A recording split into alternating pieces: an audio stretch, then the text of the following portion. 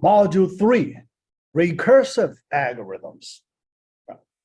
So I feel most of you have the experience using recursive functions. So this module, so we try to study this important and powerful algorithms. So we will go with a lot of depth. We need to understand, from many different angles. Part A, introduction to recursive algorithms. 8.1, first view of recursive algorithms.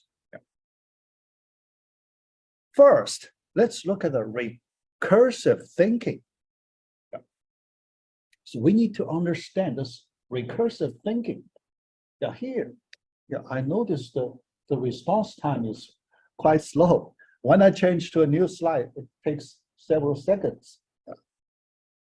All right, the question. Now a little better.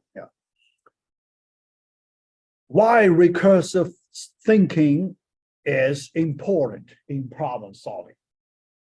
Okay, we know the current high-level programming languages all support recursion. We know some very old programming languages did not support recursion. But the modern programming languages all support recursion. So here we also need to understand how to implement recursion inside computer memory. You need to understand that background a little bit. So it will be useful when you design algorithms using recursions. So you need to know its drawbacks and advantages, disadvantages. All right.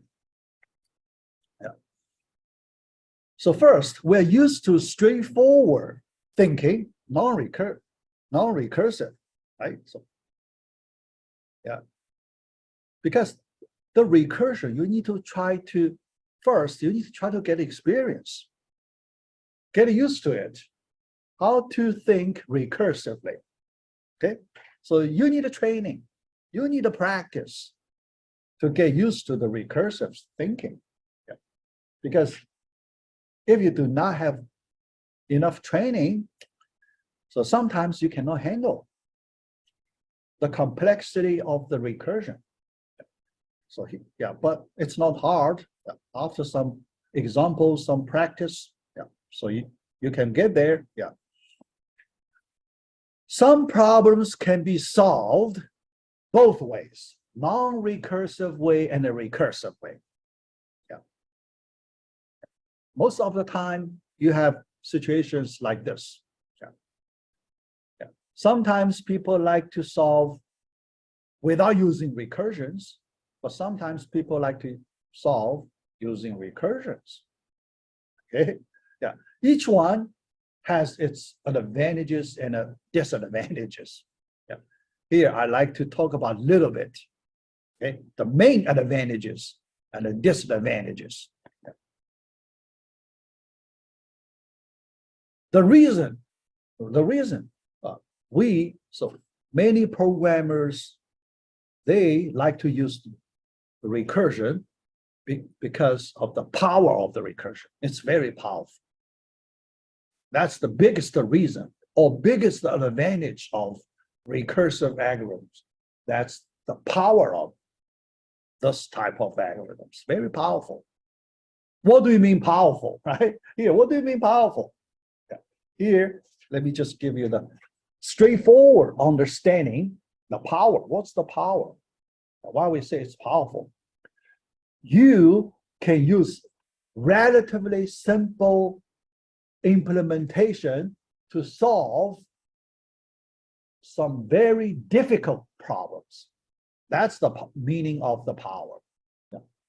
We know usually when you need to solve some very difficult problems, you need to write A lot of code, very complicated code to do it. Your implementation usually very complicated. But with recursion, you can make your implementation much easier. So that's the whole thing, whole property. So that's what we mean, the power of recursion. Yeah, so we like it.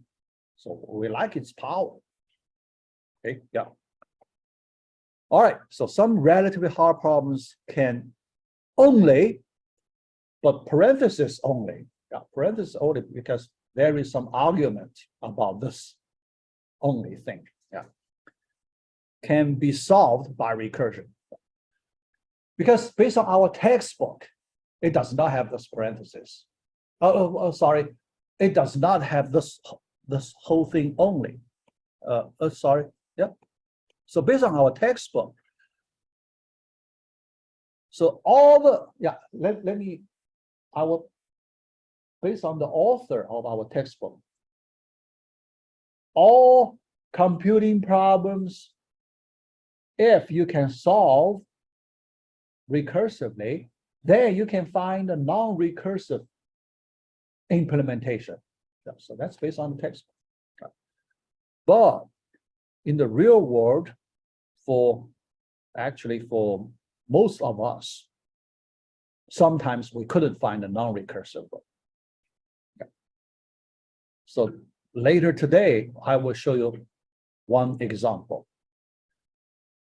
So if you need to solve non-recursively, extremely hard. So that's why I put a parenthesis, around that only. Yeah. Because different people, they have different views.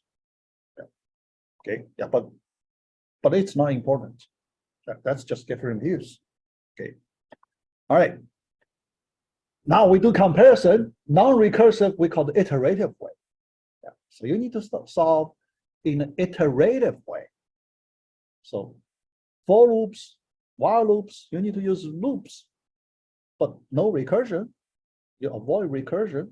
Yeah, so that's one way. Another is recursive way. Yeah.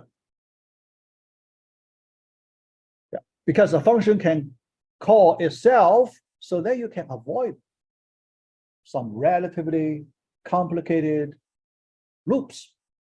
Yeah. Yeah. All right. But an advantage for non-recursively, the advantage, less resource. When you use the non-recursive implementation, usually your computer memory uses less resource than the recursive version. Okay, yeah. So that's a big advantage. Then the disadvantage for iterative implementation, usually very complicated.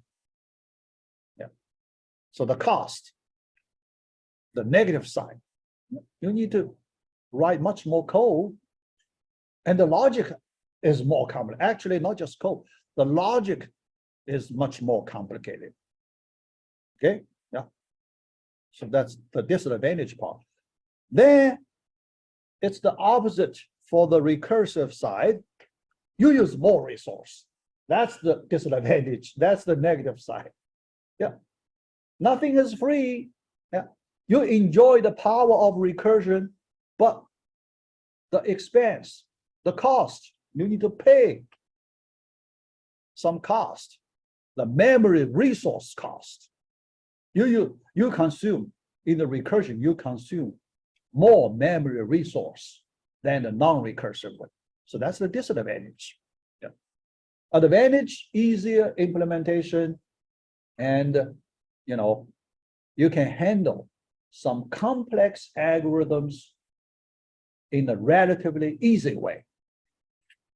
Okay, yeah.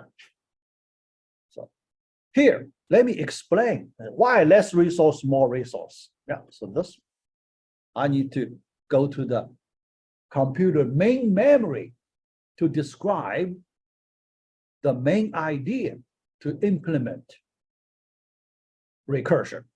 How to implement recursion? high-level programming language support recursion, because right now our computer hardware, software, so advanced, so powerful, so there is nothing to worry about when we apply recursion. We have plenty of memory resource. In the old time, your memory not that big, so if you still support recursion, then you can run out of memory quickly, right? So that may not be good.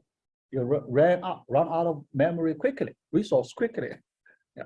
Here, let me explain why it uses more memory resource. In main memory, how to implement recursion. Recursion, yeah.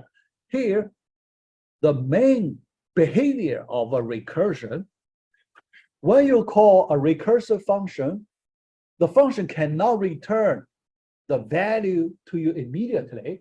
The function needs to put it to a hold. The current function needs to calculate a previous value first. After you get a previous value, then you can use it to calculate the current value. Okay, so the function needs to put the result of the current value on a hold a little bit, then go back to the previous value to do calculation. But the previous value is still not available, and put it on hold, go to another previous value, and so on. Yeah. So inside the main memory, you need a special data structure to handle. On hold, what do you mean on hold, right? In data structure, in main memory. Yeah. There is a nice data structure, simple. You can do this. The data structure is the stack data structure. Simple, stack, yeah. Okay, in CS3250, you learn this data structure, stack data structure, okay? First in, last out, right? The stack data structure has the property, first in, Fi, last out. The first item you push in, the last one comes out. Yeah. The first one, yeah, let's say first item, second item, third item, okay, yeah, yeah. The last one on top, okay, top of the stack, all right, yeah. Oh, the last in, first out. The last item you push into the stack, the first out, okay? So that's the main property of a stack, all right? Now, we use stack to implement recursion, okay? We use stack to implement recursion, all right? So let me write the recursion implementation. Okay, yeah. Recursion, yeah. Suppose we want to evaluate a function f of m recursively. Okay, yeah. So this is a recursive function. So recursively, okay. So we want to, our goal, we want to find the value of f for the variable parameter value m, and f of m, okay? Yeah, so we call this function f of m, but this function cannot return f of n immediately, yeah, because it relies on some previous results. So this f of n is not available immediately. So what to do is push f of n into the stack. On hold, yeah. We need to do calculation of f of n minus 1, some previous parameter value first, okay? F of n minus 1, let's try to see if we have that previous value, okay? So we need to get the value of f of n minus 1, but it's still not available, then we push it into stack, f of n minus 1, okay? Another one into stack, right? Yeah. And it relies on f of n minus 2 and so on. So you keep pushing into stack. If unknown, not available, you keep pushing into the stack, okay? Yeah, until you reach at some point on top, it is available, f of 1, suppose. When you reach the top, f of 1 is available. Now it's available, okay? You can use it, calculate f of 2, available, f of 3, and so on until you reach the bottom calculation. You'll find the final value of f of n. Then you return it to the user. But you need to go through all those things, okay? That's the internal implementation of the stack. Now you can understand why it consumes much more memory, because the stack could be very deep. The stack must be inside the main memory, okay? The main memory, you know, there is a limit of the main memory, right? Memory resource limit, several gigabytes. Yeah. My laptop only 4 gigabytes. Okay, your Mac probably larger. Okay, yeah, 8 gigabytes or 16 gigabytes. Here I talk about main memory. Okay, not hard drive, main memory. Okay, all right, several gigabytes. Yeah. Then, when the stack is very deep, you can imagine a lot of resource is used. Yeah. If the memory resource is consumed too much, it could impact your performance, response time. It could impact, okay? Yeah, it could slow down your algorithm if too much memory resource consumed in your algorithm. So that's the biggest drawback of recursive algorithms. That's the pay. You have to pay this much cost to get its power. So, all right, yeah. So here, you know, give you the advantage and disadvantage. Yeah. But we still want to keep it. We still, because it's so powerful. We like its power. So we are willing to spend this much memory resource to solve a large class of computing problems. Yeah. All right. So that's the, you know, this part. Yeah. Next, I like to use a simple computing problem to show you this recursive thinking way. Okay, so we try to get used to this recursive thinking way. So let us calculate the factorial. It's so easy. We do not need to use recursion. Here you can, yeah, because we can easily, we use a for loop, we can calculate factorial. Why we need a recursion? Yeah. It has its advantage. So here, I intentionally use the recursive thinking to work on the factorial. Yeah. So we try to learn the basic steps when we using recursive algorithms. Yeah. All right, the problem, our computing problem number 8.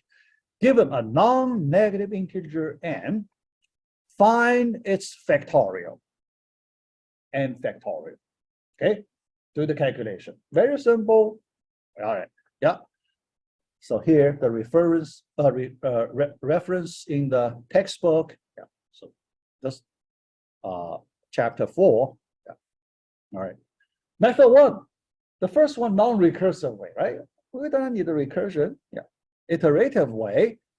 Yeah. So we just get a definition of factorial function.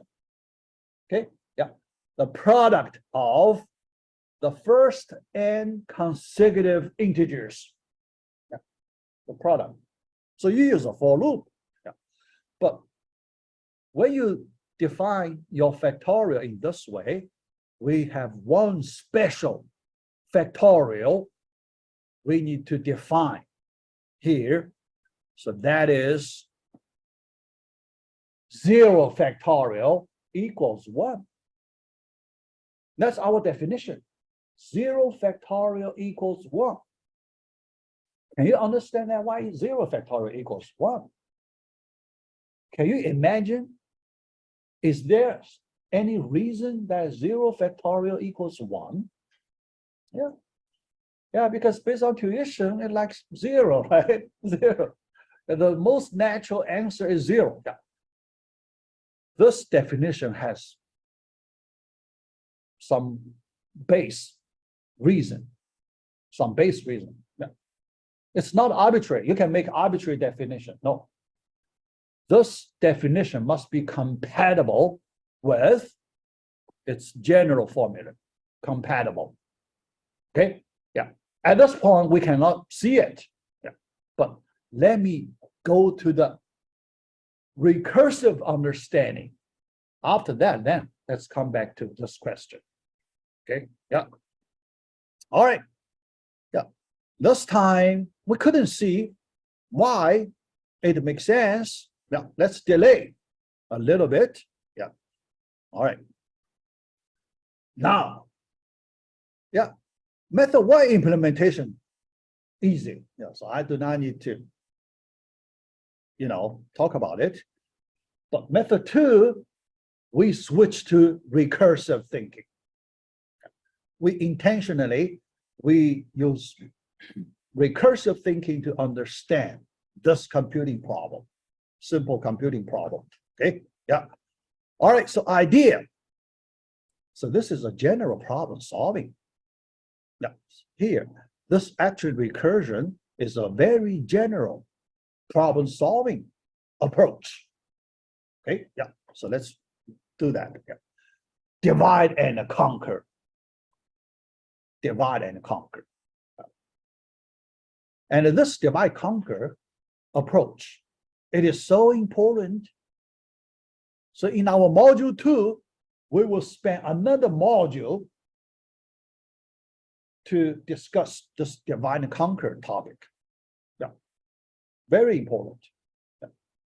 Here we use a little bit, but in our module 2, we will spend much more time on divide and conquer. Okay, yeah. All right. The first general fact, that is, the problem is easier when the size is smaller.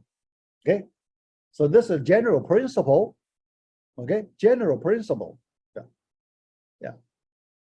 There could be some exception. Yeah, there could be some exception. We're allowed to have.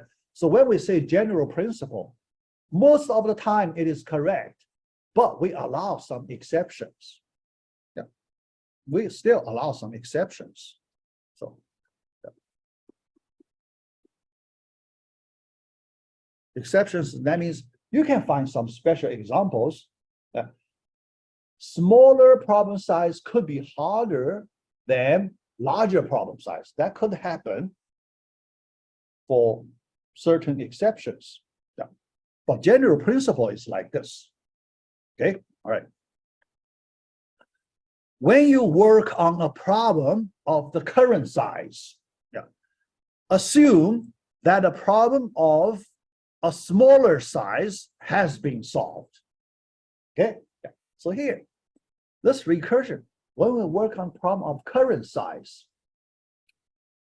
we do not start from scratch. Okay, if you start from scratch, that means you start from very bottom. Okay, from very bottom, size 1, size 2, size 3, and going up to size n. So that's start from scratch, very bottom. Okay? That's not efficient. Okay, so we may like to go from the previous problem size. Yeah, so we can assume that a problem of smaller size has been solved. So we can just use that result directly. We do not need to use the smallest size cases. Okay, smallest size cases. We can start from some higher level. Okay, yeah, yeah. All right. But if you assume the problem of a smaller size has been solved, from previous problem size to current problem size, there is still a gap, right? There is some gap. You need to bridge it. You need to bridge that gap. Okay? Yeah. You need to do some work to fill in that difference part. Yeah? Yeah. All right. So Number three, fix the gap through a recurrence relation. How to fix that gap? You need to discover a recursion formula. That formula is the way to fix that gap. There is a gap from old solution to the current solution. What is between them? Some formula representation you need to discover to fill in that gap. Then after you get that formula, recurrence, that formula, equation, then you can implement that recurrence equation in a recursive function. Okay, yeah. So that's the general idea, general approach. Okay, yeah. All right. Now, let's use this factorial example to see this whole procedure. All right. So the formula, we know this formula. We have the original formula like this. Okay, yeah. But now we want to write a recurrence version of this formula. This formula, it's not a recurrence formula, but we want to write a recurrence version for it. Yeah. So let us use a new function called f of n equals this n factorial. F of n. Okay. Yeah. The product of the first n positive consecutive integers, that's our f of n. Okay. All right. Then divide and conquer. Yeah. Divide and conquer. How do we divide? We draw a line to split this problem two parts. Okay. Here, the line we draw, we just cut off the last operand n. Last operand n. After we cut off that n, we need to calculate the result of the first n minus 1 consecutive positive integers. Based on our function definition, we have a function expression for this, the problem with smaller size. This time, the problem with size n minus 1, based on our function definition, it should be f of n minus 1. Okay? Yeah. But we can assume we have the answer of f of n minus 1. We assume we have it. Okay? So if we have f of n minus 1, how do we get f of n? There is a gap between them. Now when you fill in that gap, what is the gap? The gap is this operand n. We need to multiply another operand n. After this multiplication, the gap is fixed. Okay? Yeah. There is no gap. The gap is fixed. So we get a recurrence equation. Yeah. F of n equals f of n minus 1 times n. Recurrence. Yeah. Now you can write a recursive function to calculate f of n with this recurrence formula. Right? Yeah. Yeah. So implementation should be easy. Yeah. Okay. Yeah. But it's not necessary, right? For this simple question, it's not necessary. Yeah, I agree. This recursive implementation actually is the worst one than the direct for loop implementation because you use more resource. Okay, your stack is very deep, so you use more memory resource. It will be slower. Yeah. Yeah. So it's not recommended. Use recursive implementation for the simple problem. Usually, for relatively hard problems, then we are willing to use the recursive algorithm. For simple, we try to avoid recursive algorithm. Okay? For simple computing problems, we will try our best to avoid recursive algorithms because we want to save memory resource. But for hard, yes, we can take it. We know the problem is hard, so we are expected to spend more memory resource on it, so we can take it. Okay, so we are willing to spend that much cost. Okay, yeah. So, all right. Now, here I do not need to go to any details for the implementation for this question, but I want to explain our previous question, 0 factorial equals 1. Why is that? Now we are ready to explain that question. Why 0 factorial equals 1? Okay, yeah, we're ready. Now, with the recurrence formula, we can understand why. Okay, with this formula, yeah, we know this formula must be correct, right? This formula is correct. Okay, so let's start with this formula, right? Yeah, to see, yeah, we can write in this way: f of n minus 1 equals f of n over n. So we write it in an equivalent form. So this is equivalent form with that previous, that older version. Yeah, also correct. Okay, also correct. Now, let us plug in n equals 1. Can we plug in n equals 1? Plug in both sides, n equals 1. The left-hand side, f of 0. The right-hand side, f of 1 over 1. F of 1, 1 factorial, it's 1, right? 1 factorial is 1, no problem, no question here. 1 over 1 is 1. But f of 0 is that 0 factorial by definition. Yeah. F of 0, 0 factorial.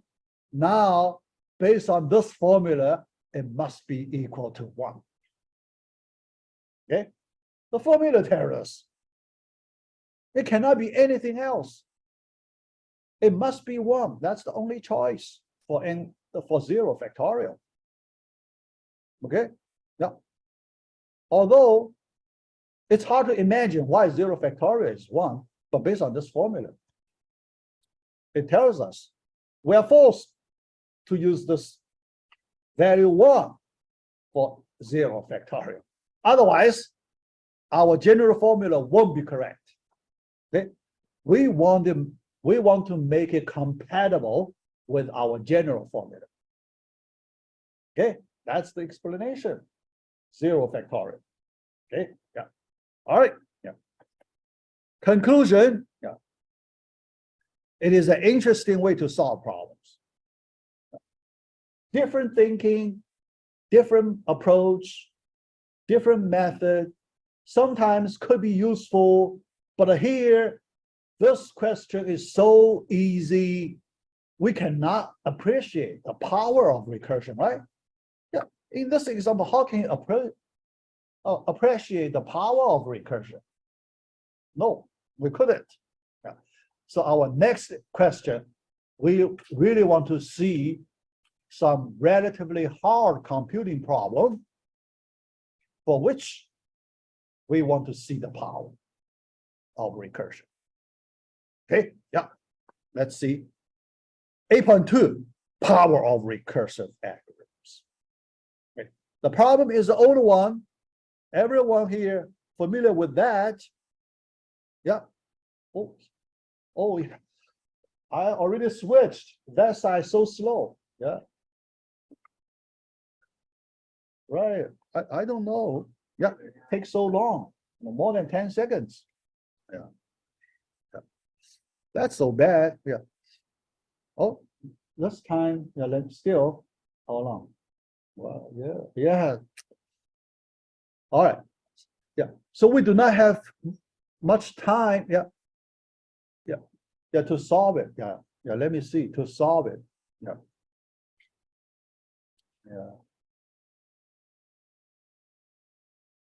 Okay. Yeah. All right. Yeah. Let me see. All right. Yeah. Well, this time faster. Yeah. The problem 9, the Tower of Hanoi. This one, as I remember, in first, you must, have experience solving this problem before, right? Yeah. It's a puzzle problem, interesting puzzle problem. Yeah. All right. So let's try to use recursion. Here we use the recursive understanding to solve this problem. Yeah. All right. Yeah. So now it's much faster. Yeah. All right. Here I use a 3-disk case to explain the rules. Yeah. But our general solution, we need to apply on n disk, not 3-disk. Okay. Yeah, 3. So here, with the 3-disk version of puzzle, so let me give you the rules, 3 rules to solve this puzzle. Yeah. First, only 1 disk can be moved at a time. Every time you can move 1 disk from one pole to another one. Okay, you have 3 poles. You can only use those 3 poles. Okay, you cannot increase another pole. Yeah, only 3. Yeah. Number 2, a disk. Oh, number 2 still not there. Yeah, a disk cannot be placed on top of a smaller disk. You have to follow the order. Smaller disk must be on top of larger disk. You cannot, reverse that way. Larger disk on top of smaller disk. So rule number 2 does not allow you to do that opposite way. Okay. All right. Rule number 3, all disks must be stored on a peg except while being moved. Yeah. So when you move, it's okay. So you hold that disk for a short time, then you place it on another peg. All right. But you cannot put it on the table. All right. You cannot put your disk on that board table for a temporary storage. Otherwise, it's too easy. Yeah. So when you put it somewhere, it must be on one of the 3 pegs. Okay. Yeah. Following all these rules, now let's solve this simple case, 3-disk case, to move the 3 disk from the first peg to any of the 2 empty pegs. How many moves do you need? Following these 3 rules, how many moves do you need? That's the question, puzzle question.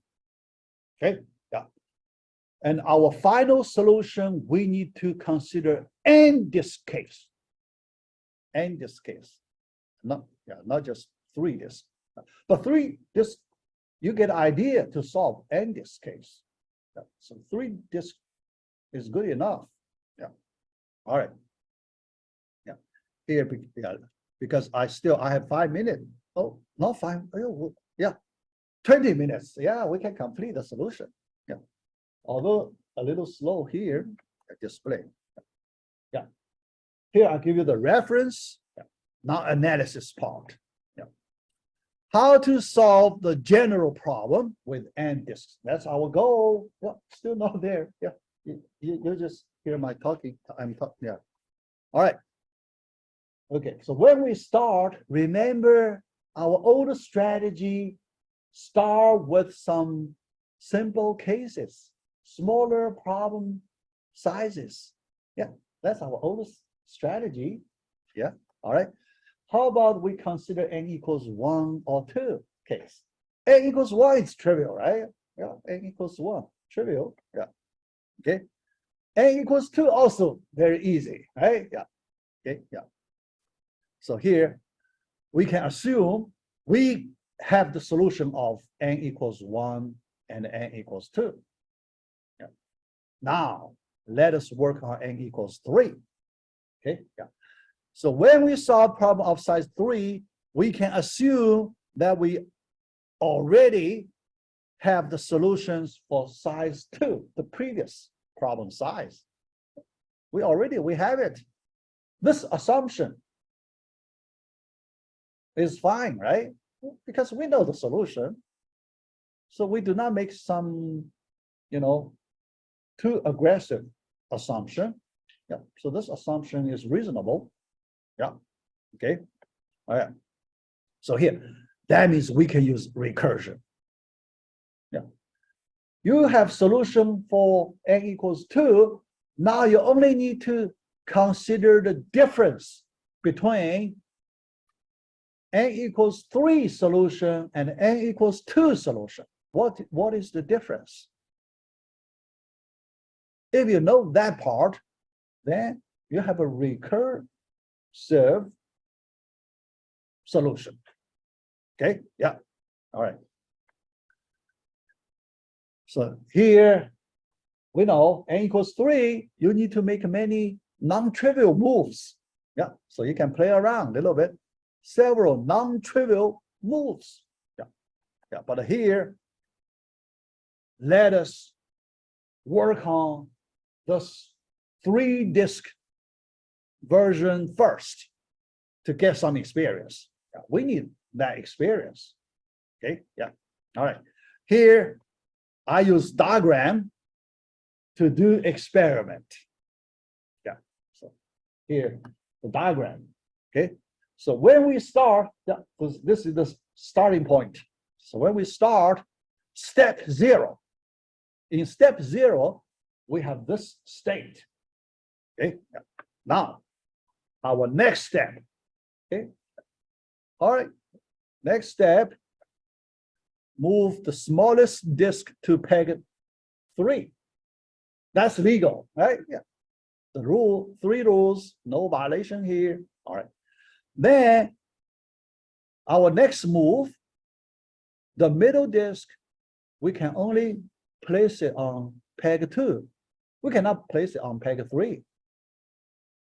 Yeah. So our next move must be like this. Okay. Yeah. Then the next move, we can only move the smallest disk back to peg number 2 or peg number 1. Yeah, if you like, you can move peg number 1. Yeah, yeah, peg number 2 and peg number 1. Okay, yeah. But we move it to peg 2. Okay, then peg 3 is empty, so we can move the largest disk to peg 3. Okay, yeah, yeah. So here you can see we have the solution P of 2, disk and size 2 solution. Yeah, you move 2 disks from one peg to another peg, size 2 solution. Okay, here you see that. All right. Then step number 4, we move the largest disk to peg 3. Okay, so no violation. Yeah. All right. Then after that, we need to move these 2 disks to peg 3 with another P of 2 solution, right? Move 2 disks to one peg to another peg. Okay, yeah. All right. So we need another P2 solution to get a whole P3 solution. How about that? Yeah. Try to get understanding of this step. All right. But to do it, we work all the details of P2 solution. The smallest disk, we move it back to peg 1. Then the middle disk, move it to peg 3. Then the smallest disk, move to peg 3. and we get a whole solution. So you can see we need to make 7 moves to solve this disk 3 problem. We need to move disks 7 times. Solution. Okay? Yeah. All right. All right. Question. How do we generalize the solution to n disks? Yeah. We need to get an n disk solution. Now we need to, using the similar idea to get an m disk solution, our final version of the solution. Okay, yeah, all right. So let's start over again, but this time we imagine we have n disks. Okay, yeah. All right. Yeah. So we use recursion to do it. Yeah. Yeah. So when we work on P of n, we assume P of n minus 1 solution is available. We can use it directly. Yeah. All right. To solve a problem of size n, we can reduce it to problem of size n minus 1. Yeah. Although we need to do a lot of steps for P of n minus 1, but we assume we have it. Okay. Yeah. Not start from scratch. We start from P of n minus 1. Okay. Yeah. All right. So here in the diagram, we, revisit this arrangement here. Yeah. And but we assume we have that n disk stack. N disk. Imagine the pile has n disks. Yeah. All right. Yeah. But when we move, assume P of n minus 1 is available. So we can apply that P of n minus 1 directly. Okay. And we do not need to go through all the details of P n minus 1. So we can ignore temporarily the details of P of n minus 1. We hide the detail. Okay. Yeah. But later we can go back to the details. But at this point, high level, this understanding, we can bypass the details. All right. Yeah. All right. To solve P of n, yeah. Because P of n minus 1 solution is there, we can apply it. Yeah. So let us apply P of n minus 1 directly to move the first n minus 1 disks to one of the 2 empty pegs. How about that? One of the 2 empty. That's the known solution, right? P of n minus 1, known solution. The detail, we don't worry. At this point, we don't worry about the details. Later, we know we can recover the details, but not at this point. Okay, yeah. Then we can move the bottom largest disk to peg 3. Yeah. Oh, what's that? Yeah, yeah. Anyway, yeah. Let me just draw. All right. The bottom disk to peg 3. Okay. Then let's apply another P of n minus 1 back to that peg 3. Another known solution, P of n minus 1. Then we get it done. Okay. Yeah. So here, as a summary, yeah. Step 1, apply that P of n minus 1. Okay. From first peg to second peg. Okay. Yeah. From first peg to second peg. Okay. Yeah. And step 2, move disk 3 from first peg to third peg. Okay, step 2. Yeah. Step 3, another P of n minus 1 solution, but this time from peg number 2 to peg number 3. How about that? Right? It's done. Okay. So here you can see we intentionally hide the details of P of n minus 1 because we have the confidence the details can be recovered later. So we don't worry about the details.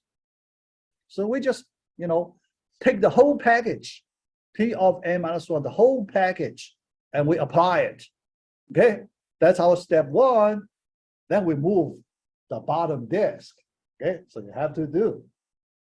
Fill in the gap. That's the gap portion. Okay. After that, you need to move those n minus 1 disks back to the destination peg. Okay, yeah, that's recursion. Yeah. All right, based on this recursive understanding, our pseudocode we can write in this way. Okay, move disks function implementation. The first parameter, number of disks. How many disks do you have? Okay. Yeah, so you can put number there. 100, you just put 100 there. Okay. Yeah, n disks. The number n, yeah, first parameter. The second one, after the first parameter, the last 3 parameters for the numbers for 3 pegs. Peg 1, peg 2, peg 3. The numbers for the 3 pegs. Okay. All right. So then your implementation, you call this function recursively. Okay. Yeah. If the number is greater than 0, not empty, yeah, so you have some disks. Okay. Then you can implement the steps recursively. Yeah. Move disk n minus 1, but you need to make your peg numbers arrangement carefully here. Okay. From peg, temporary peg, to peg. Okay? The destination is that 2 peg. Okay. Yeah. I mean, third. Yeah. The positions carefully. All right. Then output, C out. Yeah. Output, you print a message representing you move the disk, you do the work of disk moving. That's the explicit work of disk moving. Okay, the output. Yeah. Then another recursive function call. Yeah. Still n minus 1 disk, but you need to change some peg numbers. Okay, carefully choose the peg numbers to set the destination, the source, destination, temporary peg correctly. That's the whole solution. Yeah. Now, the summary of the solution. Now, first, we know this puzzle question is relatively hard, right? Yeah. If I give you 10 disks to solve this problem with 10 disks, you need to do quite some work, right? A lot of work, quite some work. Yeah, it's not easy. Yeah. But the implementation code, less than 1 page, these are a few lines. We can implement this relatively hard solution in these a few lines. How powerful is this recursive algorithm? Now imagine without using recursion, how can you do it? I cannot do it. So I myself, I cannot do it. I cannot imagine. How do I write, all the moves? Okay. Yeah. I will get lost. Okay. Yeah. But with recursion, you can do it as easy as this. That's the power of recursion. From this example, we have chance to appreciate the power of recursion. Not just for this one. Later, we have many such questions. If you do not use recursion, so hard to solve. But with recursion, much easier to solve. there are a large number of such computing problems. Okay, yeah. So definitely we need to practice this recursive thinking well. So then in future, when you some appropriate computing problems, you may need to apply this recursive approach, especially for relatively hard problems. Okay, yeah. All right, yeah. So I feel, yeah, so I finished part A, yeah, and we ran out of time. We run out of time, so we can stop at this point.